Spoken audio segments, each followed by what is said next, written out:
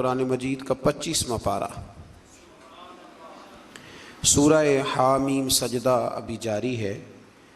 اسی سورہ مبارکہ کی آیت نمبر 51 میں اللہ تبارک و تعالیٰ نے فرمایا کہ جب ہم انسان پر کوئی انعام کرتے ہیں تو وہ منہ پھیر لیتا ہے اور پہلو بچا کر ہم سے دور ہو جاتا ہے، اور جب اس پر کوئی مصیبت آتی ہے تو لمبی چوڑی دعائیں کرنے لگ جاتا ہے۔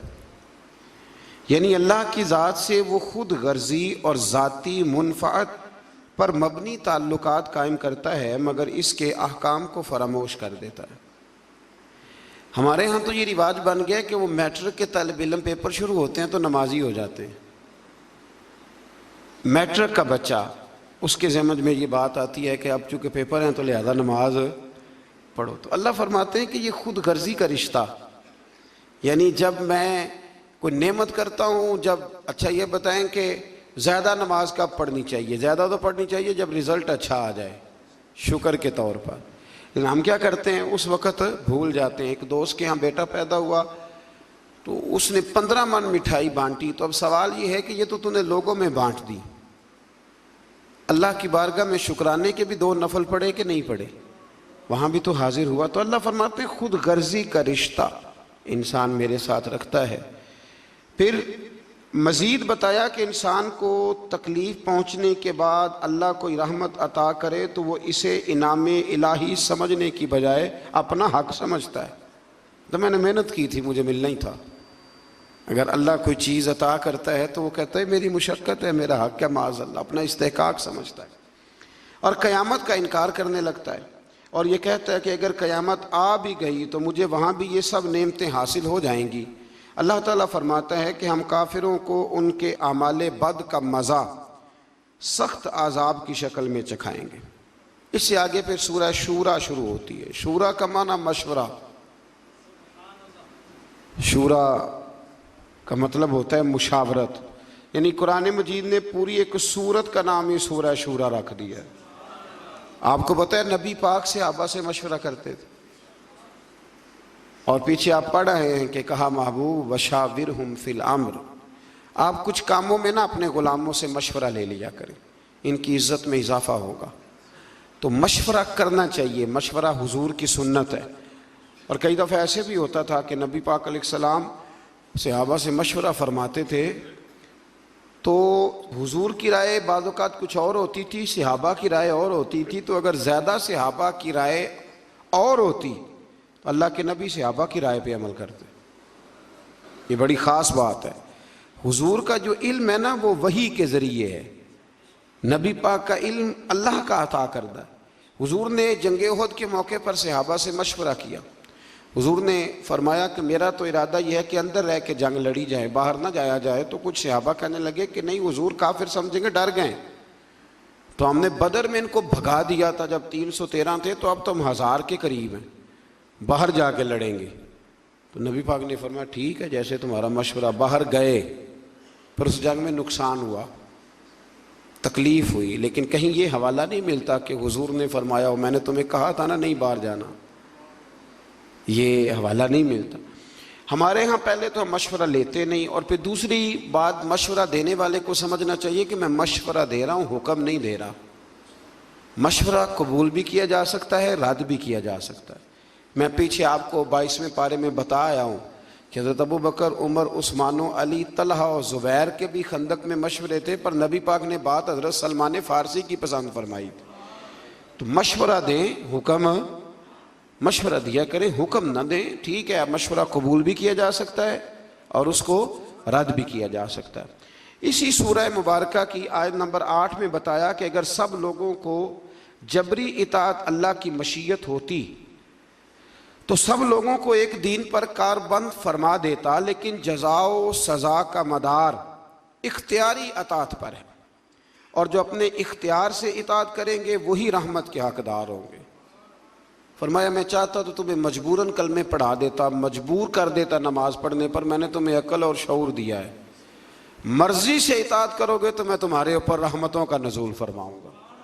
اور ایک بات سمجھ لیں آپ، یہ بات سمجھ لیں آپ کہ مذہب اسی کا ہے کہ انسان اپنی مرضی سے نیکی کرے۔ کہ لوگ کہتے ہیں نا جی مجھے مطلب کوئی گردن سے پکڑ کے نیکی کرائے، تو وہ نیکی تو نہ ہوئی، وہ تو آپ اونٹ کی ناک میں بھی نکیل ڈال دے تو وہ بھی پیچھے چلنے لگ جاتا ہے، پھر انسان کا اور جانور کا فرق کیا رہا؟ اسی طرح کچھ صاحب کہتے ہیں جی حضرت صاحب کی نظر ہو جائے تو سارے کام، بھئی حضرت صاحب نے رستہ بتانا ہے، اللہ کے رسول سے بڑی کسی کی نظر نہیں تھی، پر حضور بھی رستہ ہی بتاتے تھے۔ حضور نے یوں نظر ڈال کے کوئی اثر کر کے لوگوں کو کلمہ نہیں پڑھایا، حالانکہ میرے محبوب کی نظر کی تو کیا ہی بات ہے۔ ہم لوگ نظر عنایت کا معنی بھی غلط کرتے ہیں۔ نظر عنایت کا یہی معنی ہے کہ جو تجھے کچھ دے رہا ہے نا، وہ تجھے تبلیغ بھی اس طرح کی کرے کہ تیرے دل میں اتار دے، اور پھر تیرے لیے دعا بھی کرے، یا اللہ جو میں نے کہا ہے نا اس پر فضل فرما، اسی کو نظر عنایت۔ اب اگر نظر عنایت کا اب یہ ترجمہ کریں کہ مجھے رسیاں ڈال دی جائیں اور نظر اس طرح کی ہو کہ مجھے کھینچ کے مسجد میں پیر صاحب پہنچائیں، تو یہ معنی غلط ہے۔ اللہ فرماتے ہیں میں جبراً اطاعت نہیں کراتا، میں اختیار دیتا ہوں۔ کہتے ہیں نظر کرم کرے میں نمازی بن جاؤں۔ وہ خدا کے بندو، نمازی بننے کے لیے آپ کے پاس دیکھیں نا، آپ ایم اے کر لیں، پی ایچ ڈی کر لیں، ایم فل کر لیں، ایم بی بی ایس کر لیں، پر قیامت کے دن جو نماز کا سوال ہوگا اس کا تو پہلے سے پتہ ہے کہ نہیں؟ ماں باپ کو راضی رکھنا چاہیے، اس کا پہلے سے پتہ ہے کہ نہیں؟ اس کے لیے کسی شخص کا پروفیسر، لیکچرار، عالم، فاضل، انجینئر ہونا ضروری؟ تو اللہ جبراً اطاعت نہیں کراتا، عقل دیتا ہے، عقل کے مطابق چلے۔ آیت نمبر 10 سے اختلاف کی صورت میں اللہ تعالیٰ کی طرف رجوع کرنے کا بیان ہے کہ جب حالات بالکل ہی سمجھ میں نہ آئیں تو پھر رب کی بارگاہ میں عرض کرو کہ یا اللہ ہدایت کا رستہ واضح فرما، پھر اللہ کرم فرماتا ہے۔ جو آخرت کی جزا کے طلبگار ہیں ان کے لیے آخرت کی نعمتوں میں اضافہ ہوگا، اور جو صرف دنیا کے طلبگار ہیں ان کا آخرت میں کوئی حصہ نہیں ہوگا۔ ایک بندہ سویرے دکان پہ جاتا ہے تو اس لیے سے جاتا ہے کہ میں نے کھول کے مال کمانا ہے، اس نے دنیا کمائی، اس کا آخرت میں کوئی حصہ نہیں۔ لیکن ایک بندے نے سویرے دکان کھولی کہ میں رزق حلال کماؤں گا، میں لوگوں کے سامنے ہاتھ پھیلانے سے بچوں گا، اور پھر جو کماؤں گا نا اس میں اللہ کے غریب بندوں کی مدد بھی کروں گا، تو اب اس دکان کھولنے میں آخرت کا حصہ بھی شامل ہو گیا۔ ہم نے بہت ساری نیتیں، بہت سارے ارادے صرف دنیا داری کے کیے ہوئے، دنیا داری۔ میں مذہبی ماحول کا آدمی ہوں تو مجھے محافل پہ جانے کا موقع ملتا ہے، بڑے بڑے شاندار بورڈ لگواتے ہیں لوگ، ان میں تصویریں لگاتے ہیں، تو محفلیں کرانے والے بھی کئی نمازی نہیں۔ میں کئی دفعہ پوچھتا ہوں کہ یار یہ اس کو کیا سمجھتے ہو، مثلاً اتنے بڑے خطیب کی تم نے تقریر کرا لی ہے اور تم نماز تک نہیں پڑھتے، تو کوئی رسم تھوڑی ہے۔ اور ایک دو سے تو میں نے اتنا پوچھ لیا کہ بتاؤ ثواب کی بھی نیت ہے کہ نہیں، کہ یا اللہ ہمیں اس کا تو ثواب، یہ بھی نیت ہے کہ نہیں؟ آپ حیران ہوں گے کہ کچھ کی صرف اتنی نیت ہوتی ہے کہ چلو بورڈ پہ فوٹو آنی چاہیے، کیونکہ الیکشن ہے، نہیں تو محفل ہی کرا لیتے، فوٹو تو آئے گی نا۔ تو اس سے ارادہ چونکہ دنیا کا کیا تو ملے گی بھی صرف، یاد رکھیں ملے گی بھی صرف۔ اب میں بڑی بات کر رہا ہوں، اگر آپ کی سمجھ میں نہ آئے تو پھر میں کھول کے بتاتا ہوں۔ آپ بہت بڑے درویش کی بارگاہ میں چلے جائیں، ارادہ یہ ہو کہ یہ دعا کرے گا تو میری دکان زیادہ چلے گی، تو دکان ہی چلے گی، دل کوئی نہیں چلے گا، چلے گی دکان۔ تو آپ جتنے مرضی بڑے مولوی کو بلا لیں، لیکن آپ کا ارادہ ہی کچھ اور نہیں ہے تو پھر آپ کو ملے گا کیسے؟ بڑی دفعہ پہلے میں کہہ چکا ہوں، پھر دہراتا ہوں کہ خیرات لینی ہو تو پیالہ تو سیدھا ہونا چاہیے نا، تو پیالہ ہی سیدھا نہ کرے۔ تو دنیا میں جو بھی آپ کام کریں، جو بھی، اس میں صرف دنیا کی نیت نہ کریں، کچھ نہ کچھ ارادہ آخرت کا بھی کچھ نہ کچھ ارادہ کر لیں، مہربانی کریں۔ میں کبھی کبھی پیار کرتا ہوں، مجھے محبت ہے نعت خوانوں سے، مجھے محبت ہے واعظین سے، مجھے محبت ہے قاریوں سے، پر ایک دو نعت خواں، آپ سمجھ ہی گئے ہوں گے میں کن نعت خوانوں کی بات کر رہا ہوں۔ ایک دو نعت خواں سے میں نے کہا، ایک دو محفل میں کہ کوئی ایک دو محفل مفت بھی پڑھو، مرنا بھی جے، کوئی کام آخرت کے لیے بھی کر لو، دنیا سے بھی جانا ہے، مطلب ہر محفل جو ہے وہ تم نے اس کا ریٹ رکھا ہوا ہے، ایک دو فری بھی کر لو، چلو دنیا سے بھی جانا ہے۔ اور یہ کتنا ظلم ہے کہ بندہ دین کا نام بھی لے تو دنیا اکٹھی کرنے کے لیے، دین کا نام لے تو دنیا جمع کرنے کے، اس سے باہر آئیں۔ میں کہا کرتا ہوں کہ اور بڑے تماشے ہیں پیسے جمع کرنے کے اور بندے جمع کرنے کے، دین کا نام لے کے تو نہ یہ کام کرو، وہ تو اللہ نے وعدہ کیا ہے ویسے ہی اپنے فضل سے عطا فرما دیتا ہے۔ تو پھر آیت نمبر 23 میں فرمایا کہ محبوب آپ کہہ دیں قُل لَا أَسْأَلُكُمْ عَلَيْهِ أَجْرًا۔ یہ ذرا تھوڑی زیادہ توجہ سے سنیں۔ نبی پاک صلی اللہ علیہ وسلم کے نا بہت زیادہ اخراجات تھے، گھر میں 11 ازواج ہیں، حضور صلی اللہ تعالیٰ علیہ وسلم 9 تو ایک وقت میں رہتی تھی، اور صاحبزادیاں ہیں، خرچے ہیں، مہمان بڑے آتے ہیں۔ یہ آستانوں پہ علماء اور مشائخ کے پاس کبھی صرف آپ چائے پانی کا خرچہ ہی شمار کر لینا کتنا ہوتا ہے، اور آپ جس کو نہیں پلائیں گے وہ کہے گا کہ اخلاق ہی کوئی نہیں۔ بھئی اخلاق کے ساتھ جیب کی بھی تو ضرورت ہوتی ہے نا۔ تو صحابہ نے نا پلٹ کر دیکھا کہ نبی پاک علیہ السلام کے اخراجات زیادہ ہیں اور آمدن کوئی نہیں۔ حضور اعلان نبوت سے پہلے تجارت فرماتے تھے، اور یہ جو دین کا کام ہوتا ہے نا، یہ دین کا کام کرتے ہوئے اگر آپ کسی کو کہیں نا ساتھ کچھ اور بھی کر تو ممکن نہیں رہتا۔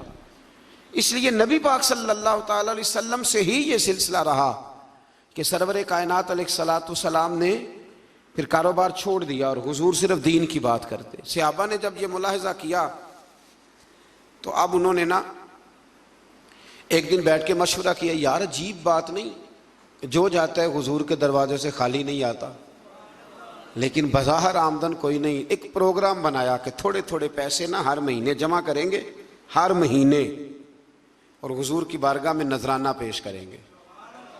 سب نے پیسے جمع کیے اور ڈیوٹی لگائی حضرت عباس کی جو نبی پاک کے چچا ہے، کہ یہ حضور کی بارگاہ میں عرض کریں کہ یا رسول اللہ یہ ہم کچھ دے تو نہیں سکتے جو آپ نے تبلیغ کی ہے، پر چلو یہ تھوڑا سا نذرانہ ہے۔ حضرت عباس لے کے گئے، حضور کی بارگاہ میں پیش کیا۔ محبوب نے کیا فرمانا تھا، رب نے قرآن نازل فرما دیا۔ فرمایا محبوب قُل لَا أَسْأَلُكُمْ عَلَيْهِ أَجْرًا إِلَّا الْمَوَدَّةَ فِي الْقُرْبَى۔ ان سے فرما دو کہ طائف میں پتھر کھانے سے لے کر احد میں دانت شہید کرانے تک میں نے تمہارے لیے بڑی محنت کی ہے، پر میں تم سے کوئی اجر نہیں مانگتا۔ ہاں اگر کچھ دینا ہی ہے نا تو میرے قریبیوں سے پیار کرتے رہنا، میری فاطمہ سے پیار کرنا، میرے علی سے پیار کرنا، عائشہ ختیجہ حفصہ اور سودا سے پیار کرنا، حسن سے پیار کرنا، حسین سے پیار کرنا، ان سے پیار کرنا۔ اور پھر صحابہ نے محبت کر کے دکھائی، انہوں نے پھر اس آیت پر عمل کر کے دکھایا۔ جب صحابہ میں وظیفے بانٹ رہے تھے نا حضرت عمر کے زمانے میں، تو سب کو 25-25 ہزار دینار ملے۔ حضرت عمر کے صاحبزادے عبداللہ ابن عمر بدر میں بھی شریک تھے، احد میں بھی شریک تھے، خندق میں بھی انہیں 25 ہزار ملا۔ حسن حسین کی باری آئی تو عمر نے 50-50 ہزار دینار دیا۔ حضرت عمر کے بیٹے نے گھر جا کے اماں سے شکایت کی کہ اماں میں تو نبی پاک کے زمانے میں جہاد کرتا تھا تو حسن اور حسین تو بچے تھے، تو آج وظیفے دینے کی باری آئی ہے تو ابا نے ان کو زیادہ دیا، مجھے کم دیا، تو میری تو ضرورت نہیں، تو آپ بات کریں۔ تو اماں نے بھی بڑے طریقے سے لے کے حضرت عمر سے بات کی، کیونکہ ڈائریکٹ تو شیر کے قریب جاتا ہی کوئی نہیں نا، آپ کو پتہ ہے۔ بڑے طریقے سے نا دائیں بائیں ہو کے بڑے سلیقے سے کہا، بچہ یہ بات کہہ رہا تھا، تو حضرت عمر کہنے لگے چل پتر کے پاس چلتے۔ جا کے بیٹے کو کھڑا کر کے بتایا، کہنے لگے پتر اٹھ ذرا، کیا کہا تو نے حسن حسین کو زیادہ کیوں دیا؟ فرمایا بتا تیری نانی کا نام بھی ختیجہ ہے، بتا تیری اماں کا نام بھی فاطمہ ہے، تیرے باپ کا نام علی ہے، کیا تیرے نانا کا نام بھی محمد مصطفیٰ ہے؟ فرمایا پتر میں نے باقیوں کو خدمت دیکھ کے دیا ہے، حسن اور حسین کو نسبت دیکھ کے دیا ہے۔ دین میں محبت اہل بیت کا بڑا ہی درجہ ہے۔ میں نے رمضان کے پہلے جمعے میں کہا تھا، وہ ہمارے ہاں نا بڑی مشکل ہے، کوئی ادھر سے نکل آتی ہے آواز، کوئی ادھر سے نکل آتی ہے۔ میں نے پہلے جمعے کہا تھا تو مجھے کچھ لوگوں نے کہا کہ جناب آپ نے فکرے جانچ تول کے کہے ہیں۔ میں نے کہا کہ میری کوشش ہوتی ہے، میں تو روٹین میں بھی بات سوچ سمجھ کے کرتا ہوں، روٹین میں بھی، تو پھر بیان کرتے وقت کیسے یہ ہو سکتا ہے؟ میں نے کہا میں آج بھی کہتا ہوں کہ 5 نمازیں پابندی سے پڑھے، اور جب سے بالغ ہوا ہے تب سے پڑھے، ہر سال حج کرے، ہر سال رمضان کے روزے رکھے، صبح سے شام تک خیرات کرے، اور اگر مصطفیٰ کریم کے اہل بیت سے پیار نہیں نہ کرے گا تو بے ایمان کا بے ایمان مرے گا. ہاں یہ پکی بات ہے, کوئی گنجائش نہیں, کوئی دو رائے نہیں. اس لیے کہ رسول اللہ کے گھر والوں کی محبت ایمان ہے.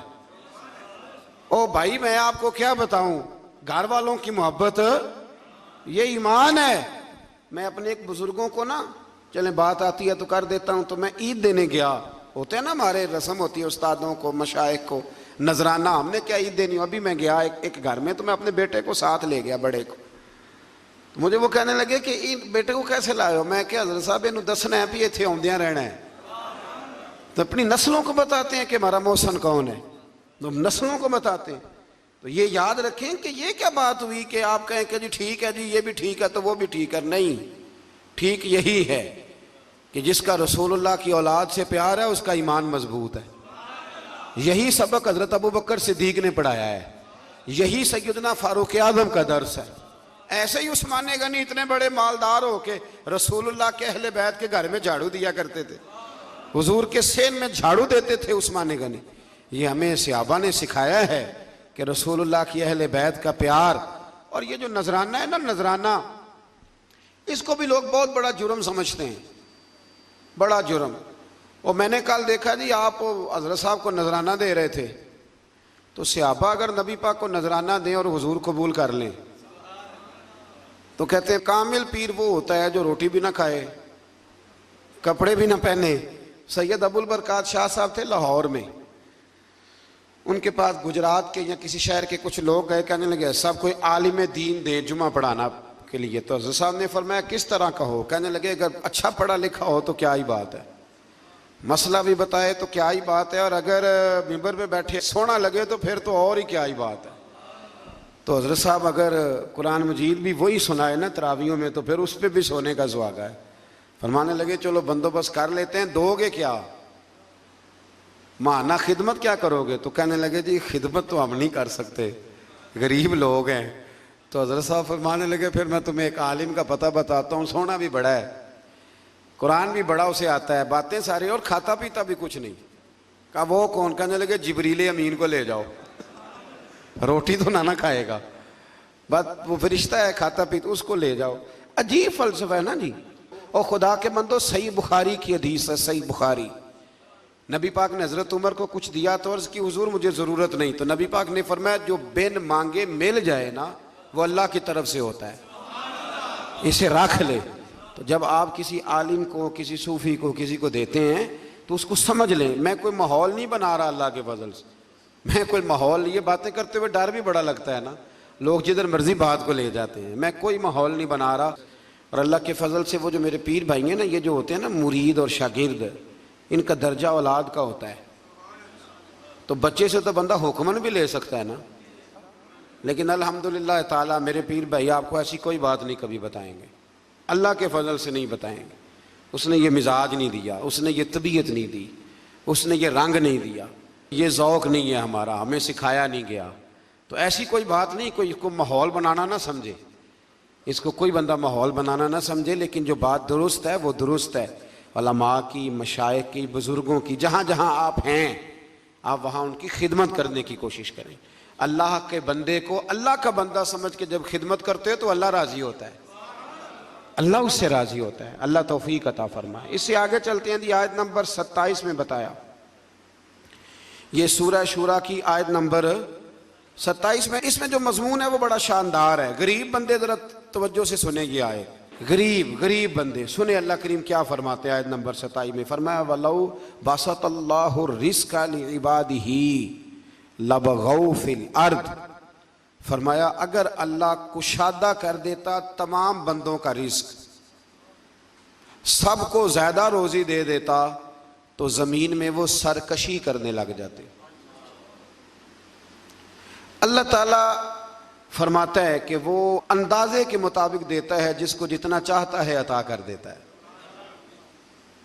اگر اللہ, یاد رکھیں بہت سارے لوگ ہیں اگر ان کے پاس پیسہ آ جاتا وہ بغاوت کرتے.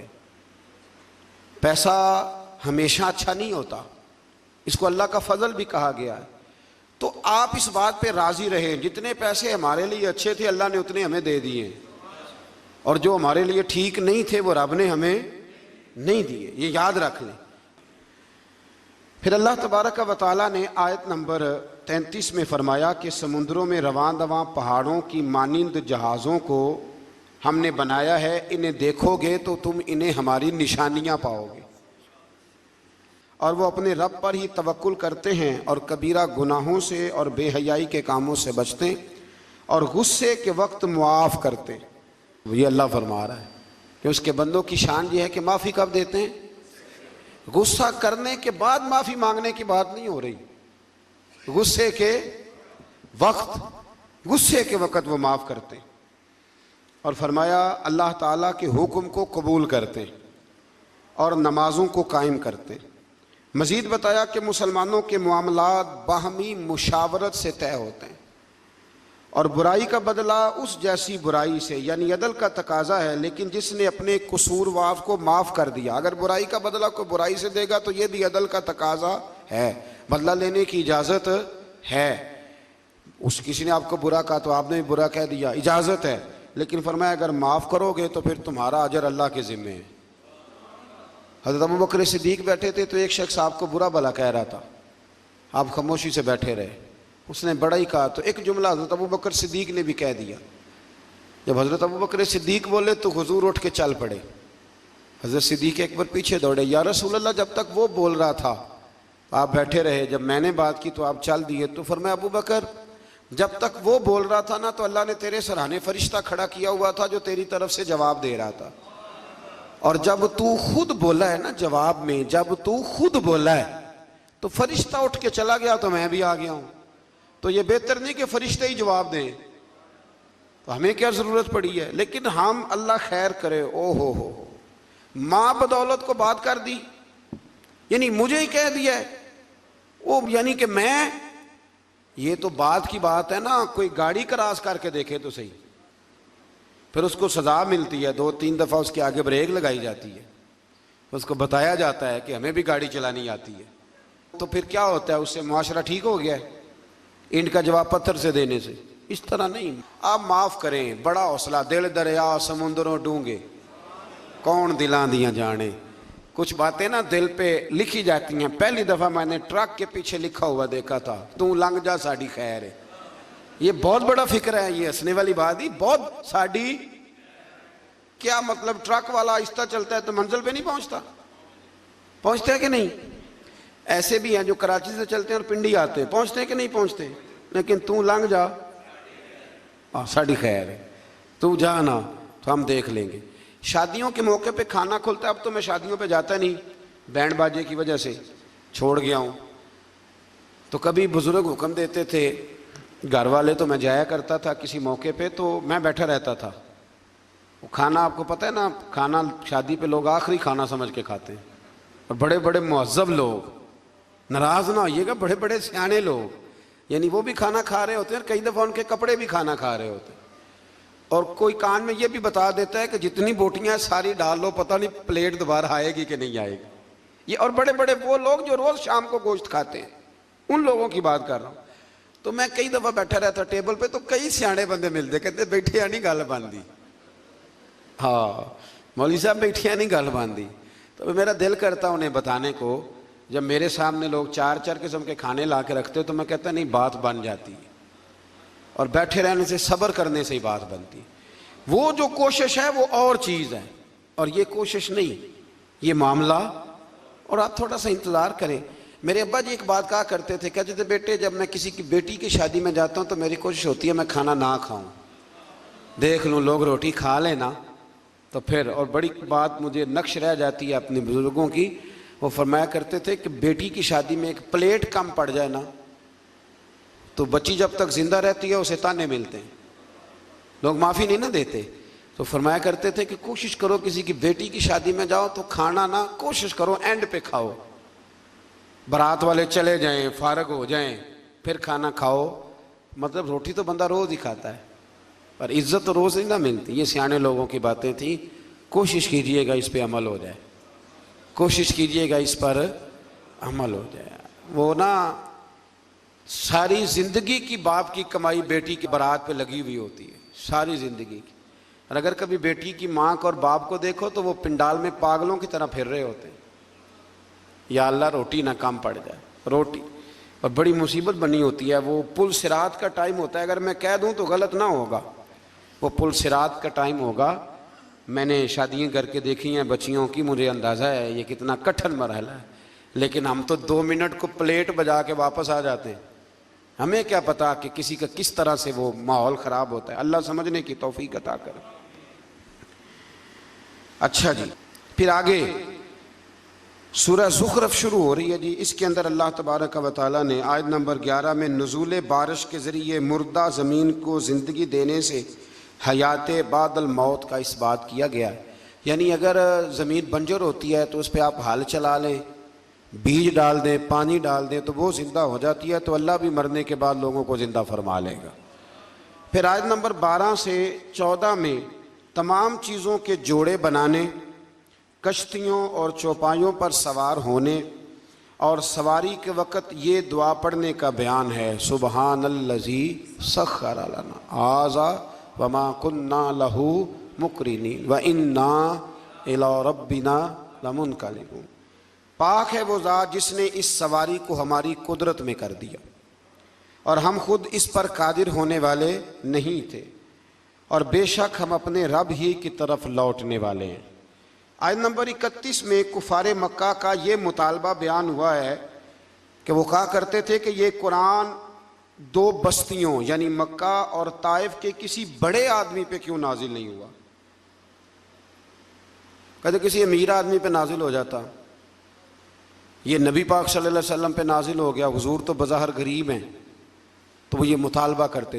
ابھی بھی لوگ کہتے ہیں کہ یہ مولویوں کی ٹیم تو غریبوں کی جماعت ہے، یہ مطلب دیکھیں نا، یہ لوگ انقلاب برپا کریں گے۔ اور بہت سارے لوگ ملکی حالات پر مولوی صاحب کا بات کرنا پسند نہیں کرتے،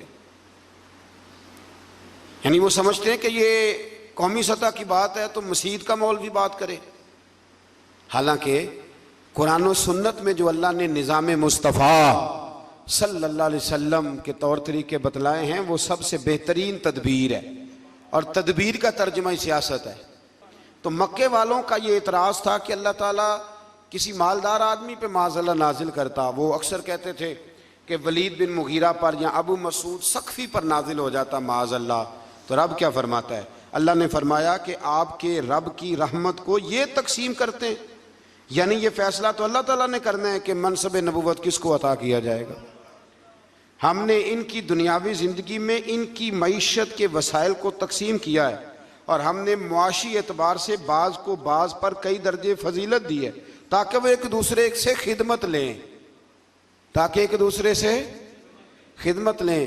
دیکھیں نا، غریب کسی اور رنگ میں خدمت کر دیتا ہے تو امیر کسی، یہ تو اللہ تعالیٰ نے درجات بنائے ہیں تھوڑے بہت تاکہ انسان کا انسان سے تعلق قائم رہے۔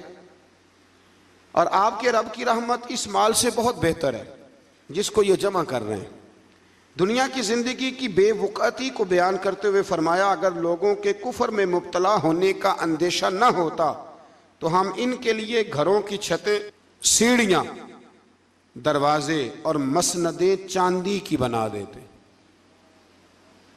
لیکن لوگوں کو اتنا زیادہ مال دے دیا جائے تو ڈر ہے کفر میں مبتلا ہو جائیں۔ یاد رکھنا،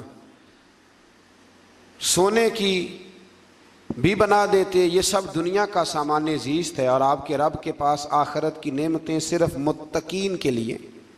مزید فرمایا جو رحمان کی یاد سے غافل ہو کر اندھا ہو جاتا ہے اس پر ہم شیطان مسلط کر دیتے ہیں تو وہی اس کا ساتھی ہوتا ہے۔ جب آپ اللہ کی یاد سے نکل آتے ہیں تو پھر شیطان کے قبضے میں آ جاتے ہیں، پھر وہ جیسے چاہتا ہے۔ لوگ کہتے ہیں جی بات ٹھیک ہے مجھے نہیں سمجھ آتی، تو حالانکہ انہیں سزا ملی ہوئی ہوتی ہے، اس لیے کسی بات کی انہیں سمجھ ہے۔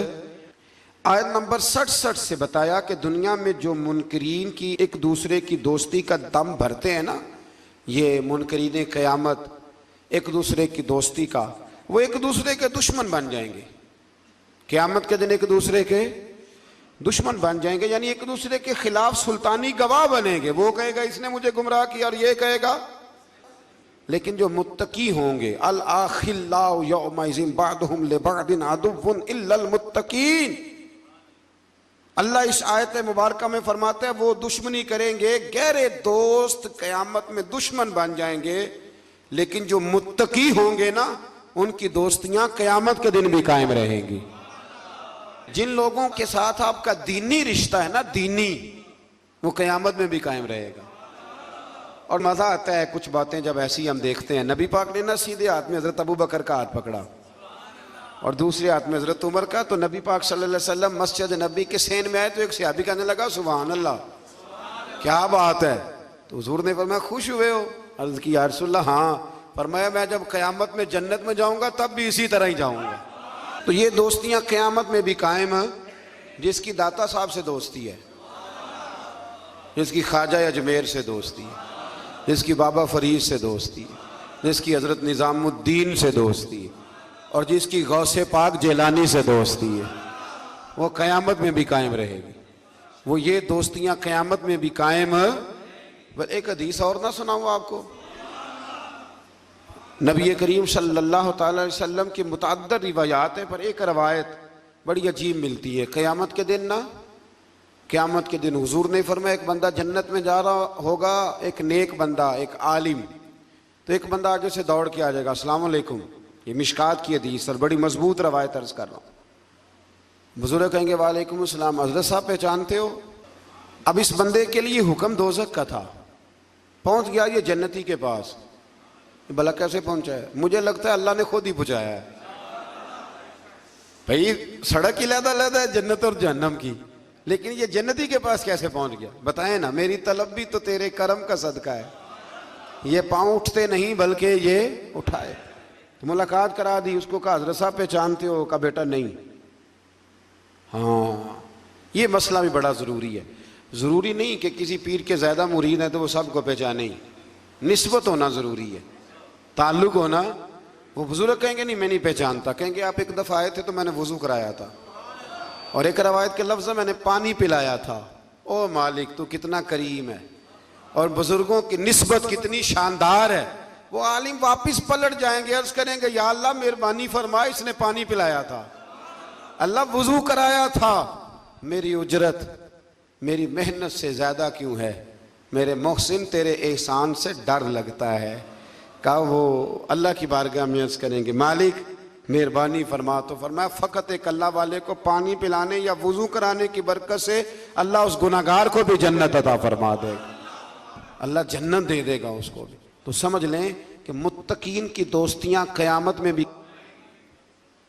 دوستیاں تو لوگوں کی ہوتی ہیں نا، آپ کو پتہ ہے نا، اب تو فلیکس سستی ہو گئی ہے، سارے ایم این اے کے ساتھ فوٹو لگوا سکتے ہیں۔ دوستیاں تو ہوتی ہیں نا، اور سیلفی بھی عام ہو گئی ہے، کھینچ کھینچ کے جناب سیلفیاں لوگوں نے لگائی ہوئی ہیں، فلانے وزیر کے ساتھ تو فلانے مشیر کے ساتھ تو فلانے کے ساتھ۔ دوستی وہی اچھی ہے جو داتا صاحب کے ساتھ ہے، بڑی پکی، بڑی شاندار، بڑی زبردست۔ داتا صاحب جایا کریں، داتا صاحب غوث اعظم سے پہلے کے بزرگ ہیں،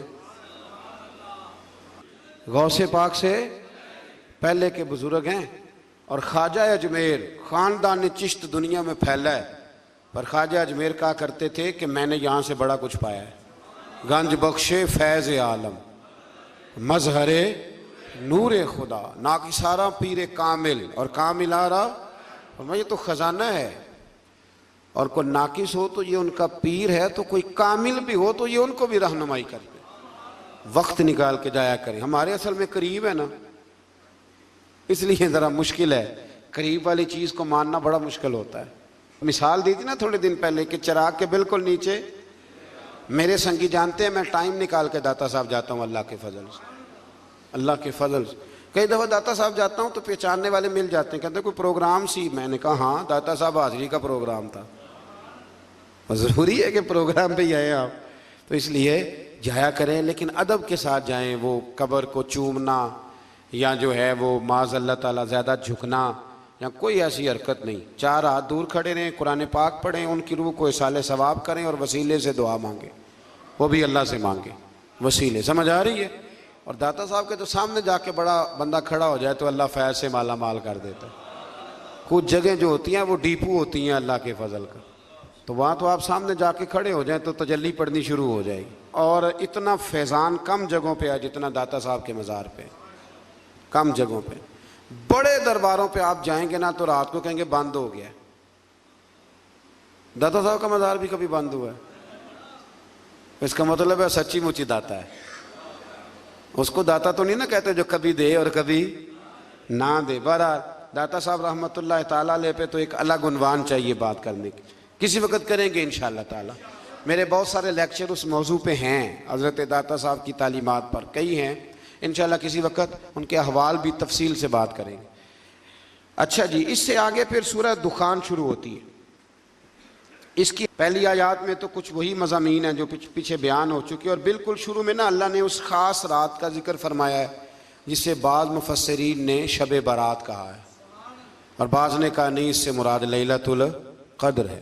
اس کی آیت نمبر 25 سے بنی اسرائیل کی نجات اور فرعونیوں کے غرق کیے جانے کے پس منظر میں فرمایا وہ کتنے ہی باغات، چشمے، لہلہاتے کھیتوں، عمدہ محلہ اور وہ نعمتیں جن میں وہ مصروف عیش تھے اپنے پیچھے چھوڑ گئے۔ اسی طرح ہوا اور ہم نے سب چیزوں کا دوسروں کو وارث بنا دیا۔ بڑا کچھ چھوڑ گئے نا فرعونی، پھر وارث کوئی، وہ ایک ہی دفعہ غرق ہو گئے سمندر میں، تو وارث کوئی، تو ہم جائیں گے تو وارث کوئی۔ لیکن یہ بات سمجھ میں نہیں آتی، دیر ہو جاتی ہے پھر سمجھ میں آتی ہے۔ سو ان کی بربادی پر نہ آسمان رویا، نہ زمین، اور نہ ہی انہیں مہلت دی گئی۔ ان میں ان سب لوگوں کو درس عبرت ہے جو دنیا کی ناپائیدار عیش و عشرت ہی کو اپنا مقصود حیات بنا لیتے ہیں، پھر ایک دن منظر یوں ہوتا ہے کہ سب ٹھاٹھ پڑا رہ جاتا ہے اور انسان رخصت ہو جاتا ہے۔ سب کا سب یہی پڑا رہ جاتا ہے اور انسان رخصت ہو جاتا ہے۔ اس بات کو سمجھ لیں، دیکھ لیں کہ زندگی کتنی باقی ہے اور ہمارا نظام اوقات کیا ہے۔ اللہ تبارک و تعالیٰ اس کی توفیق عطا کرے۔ اور یہاں یہ بھی فرمایا کہ نہ ان کے مرنے پر زمین روئی نہ آسمان رویا۔ کچھ لوگ دنیا سے ایسے جاتے ہیں، اس آیت کی تفسیر میں لوگوں نے لکھا ہے کچھ ایسے لوگ جاتے ہیں کہ زمین بھی روتی ہے، آسمان بھی روتا ہے۔ کچھ جنازے ایسے اٹھتے ہیں کہ لگتا ہے کہ دھرتی کا ذرہ ذرہ روتا ہے، محسوس ہوتا ہے۔ ہاں، وہ بعض اوقات نہیں لوگوں کو سمجھ ہوتی، بے قدرہ کچھ قدر نہ جاتی، کیتی خوب تسلی ہو، دنیا دار پجاری زردے، کتیاں دے گل ٹلی ہو، بک بک روسن اکھیاں تکیو، ویکھ حویلی کلی ہو، تے کوچ نصیر اساں جدوں کیتی پہ جانی تھر تھلی ہو۔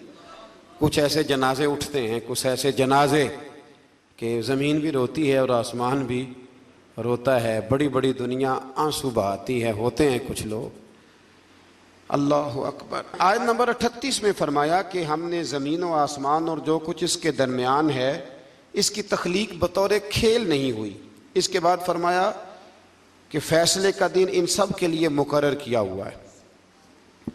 اسی صورت کے آخر میں کفار و مشرکین کی غذا جہنم میں تھوہر بیان کی کہ تھوہر کا درخت جہنمیوں کی غذا ہوگا جو پگھلے ہوئے تانبے کی طرح پیٹوں میں جوش مارے گا، جیسے کھولتا ہوا پانی جوش مارتا ہے۔ انہیں گھسیٹتے ہوئے جہنم کے وسط میں لے جایا جائے گا، پھر ان کے سر پر کھولتا ہوا پانی ڈالا جائے گا اور یہ صورت عذاب ہوگی۔ اللہ تعالیٰ محفوظ فرمائے۔ اللہ اکبر۔ اس کے بعد متقین کے لیے جنت کی عالی شان نعمتوں کا ذکر ہے کہ وہ مقام امن میں ہوں گے۔ جنتوں اور چشموں میں وہ باریک اور دبیز ریشم کا لباس پہنے ہوئے آمنے سامنے اکرام کے ساتھ بیٹھے ہوئے ہوں گے۔ پھر آگے سورۃ الجاثیہ شروع ہوتی ہے۔ اس کی اندر فرمایا آیت نمبر 7 میں کہ ہر بہتان تراشنے والے بدکار کے لیے ہلاکت ہے۔ بہتان تراشنے والے بدکار کے لیے اللہ نے بہتان لگانے والے کو کیا کہا کہ اس کے کردار درست بہتان نہ لگائیں، جب تک بات پوری نہ پتہ چل جائے اس کو آگے بیان نہ کریں، یہ بہتان ہے۔ اور جو بہتان تراشنے والے بدکار کے لیے ہلاکت کا بیان ہے جو اللہ تعالیٰ کی آیات کو سننے کے بعد کفر پر ڈٹا رہتا ہے۔ کفار قریش یہ کہتے تھے کہ دنیا میں جو زیادہ خوشحال اور طاقتور ہوگا وہی آخرت میں بھی خوشحال اور طاقتور ہوگا۔ اللہ تعالیٰ نے آیت نمبر 21 میں اس کا رد فرمایا کہ اعلانیہ گناہگاروں اور مومنین اور صالحین کی زندگی اور موت برابر نہیں ہوں گی۔ نہ ان کی زندگی ایک جیسی ہوتی ہے تو نہ ان کی موت ایک جیسی ہوگی. جب زندگی اور موت ایک جیسی نہیں تو قبر حشر کیسے ایک جیسا ہوگا؟ پھر آیت نمبر 23 میں فرمایا کہ پس کیا آپ نے اس شخص کو دیکھا جس نے اپنی خواہشات کو ہی اپنا خدا بنا لیا؟ اس نے اپنی خواہشات کو ہی اپنا معبود بنا لیا. جو دل میں آتا ہے، نفس میں آتا ہے، اس کے پیچھے چل پڑتا ہے. خواہشات کو ہی اس نے خدا بنا لیا.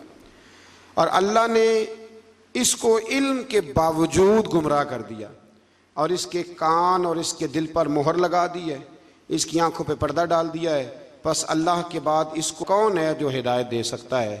تو کیا تم نصیحت قبول نہیں کرتے؟ یعنی ایک طرف اللہ اور اس کے رسول صلی اللہ علیہ وسلم کا حکم ہے، اور دوسری جانب بندے کے اپنے نفس کے مطالبات اور خواہشات. اور اللہ اور اس کے رسول کے حکم کو نظر انداز کر کے اگر اپنے نفس کی خواہشات کی پیروی کرے گا تو خواہ وہ کلمہ پڑھے لیکن عملاً اس نے اپنے نفس کو اپنا معبود بنا لیا ہے. اپنی خواہشات کا جائزہ لیں. جو خواہشات تو اللہ اور اس کے رسول صلی اللہ تعالیٰ علیہ وسلم کے حکم کے تابع ہو اس خواہش کو ضرور پورا کریں، اور جو اللہ اور اس کے رسول کے حکم کے مخالف ہو اس خواہش کو چھوڑ دیں. اور یہ ذہن بنا لے کہ اگر یہاں کچھ خواہشیں چھوڑ دیں گے تو اللہ قیامت میں بڑا کچھ عطا فرمائے گا. کچھ خواہشات سے نکل آئیں، اللہ سمجھنے کی توفیق دے. ایک مسئلہ کسی دوست نے پوچھا ہے، پہلے بھی میں نے ایک دو دفعہ ڈھکے چھپے لفظوں میں کچھ باتیں آپ کی خدمت میں عرض کی ہیں، پھر ایک دفعہ عرض کرتا ہوں. کسی نے پوچھا ہے کہ بہن کو زکوٰۃ لگ جاتی ہے؟ بہن کو زکوٰۃ لگ جاتی ہے، لیکن اگر وہ اپنے گھر میں رہتی ہو اور غریب ہو اس کو زکوٰۃ لگ جاتی ہے. زکوٰۃ بیٹی کو نہیں لگتی چاہے وہ اپنے گھر میں رہتی ہو، اس کا ویسے باپ پہ حق ہے. پوتی کو زکوٰۃ نہیں لگتی اس لیے کہ دادا اس کی نسل کا وارث ہے. بہن کو زکوٰۃ، لیکن ایک مسئلہ ہے، بہن کو یا بھائی کو یا کسی اور کو زکوٰۃ دیں تو بتانے کی ضرورت نہیں کہ یہ زکوٰۃ ہے. پتہ ہے نا، پھر کئی دفعہ بھابیاں اور نندیں ایک دوسرے سے مقابلہ کرتی ہیں تو نیچا دکھانے کی بھی کوشش کرتی. صدر الشریعہ رحمۃ اللہ نے مسئلہ لکھا ہے بہار شریعت میں کہ آپ کہہ دیں کہ یہ میری طرف سے بچوں کی عیدی ہے، بتانے کی ضرورت نہیں. کچھ لوگ کہتے ہیں جی مطلب انہوں نے چھپا کے نہ رکھے ہوں، تو میں نے کہا ایسا کوئی بھی نہیں کہ جو بہن بھائیوں سے چھپا کے رکھے اور اتنا کمزور ہو جائے کہ روٹی بھی نہ کھائے. اتنا تو بیوقوف کوئی بھی نہیں. اور اگر اس نے چھپا کے رکھے ہیں تو وہ جانے اور رب جانے. آپ کی زکوٰۃ ہو گئی، ظاہری حال پر فتویٰ ہوتا ہے. لیکن چھوٹی بہن بیٹی کی طرح ہوتی ہے اور بڑی، تو جو بھائی اتنا قابل ہے وہ زکوٰۃ دے سکتا ہے تو مہربانی کرے نا، جس 1.25 کروڑ کی اس نے زکوٰۃ دینی ہے اس میں سے 10 لاکھ ویسے بہن کو دے دے تاکہ وہ بیچاری کوئی کاروبار کرا لے. جو مسئلہ ہے وہ میں نے عرض کر دیا ہے، جو مسئلہ ہے وہ میں نے بیان، لیکن بہن کو زکوٰۃ دینی ہے. یعنی وہ بہن جو تیری اور تیری ماں اکٹھی، جن کو ایک گھٹنے پہ تو ہوتا تھا دوسرے پہ بہن ہوتی تھی، اس کو اب زکوٰۃ دے گا تو. بھائی کو بھی لگ جاتی ہے پر تیرا ماں جایا نہیں، تیرے باپ کی اولاد نہیں. کیا بات کرتے ہو؟ سب میں نے جو مسئلہ تھا وہ میں نے بیان کر دیا. لگ جاتی ہے، لیکن یہ ظلم نہیں کہ بھائی زکوٰۃ لے رہا ہے اور تو دے رہا ہے. یعنی وہ لے رہا ہے کہ اتنا کمزور ہے کہ لینے لگ گیا، اور تو اتنا مالدار ہے تبھی تو دے رہا ہے نا. تو اس لیے مہربانی کریں، کچھ رشتوں کا ویسے ہی لحاظ کریں، کچھ کا ویسے ہی پاس کریں. عید آئی ہے، تھوڑی تھوڑی توجہ کریں ابھی سے، کوئی حرج نہیں. میں نے شروع میں بھی کہا تھا رمضان شروع ہوتے ہی کہ ایک جوڑا نا اس دفعہ کم پہن لیں، اور جن بہن بھائی کپڑے کم لیتے ہیں نا مہربانی کریں ان کو دے آئیں. آپ کی مہربانی، ایک جوڑا کم لے لیں، کوئی فرق نہیں پڑتا. جوتے 3 نہ خریدیں، ایک خرید لیں، اور چلیں 5000 والا جوتا نہ لیں، اس دفعہ 1500 والا پہن لیں. لیکن تھوڑی تھوڑی نا اتنی بچت کریں. قطرے قطرے سے دریا بھر جاتا ہے. جتنا امیروں کے میک اپ پہ خرچ ہوتا ہے نا اس سے غریبوں کی پوری جھونپڑی بن جاتی ہے. صرف مہربانی کریں میک اپ چھوڑ دیں. ہمارے میک اپ پہ جتنا خرچ ہوتا ہے نا خالی میک اپ پہ، اس سے بڑا کچھ ویسے ان کا بن جاتا ہے. اللہ سمجھنے کی توفیق عطا فرمائے. آخر دعوانا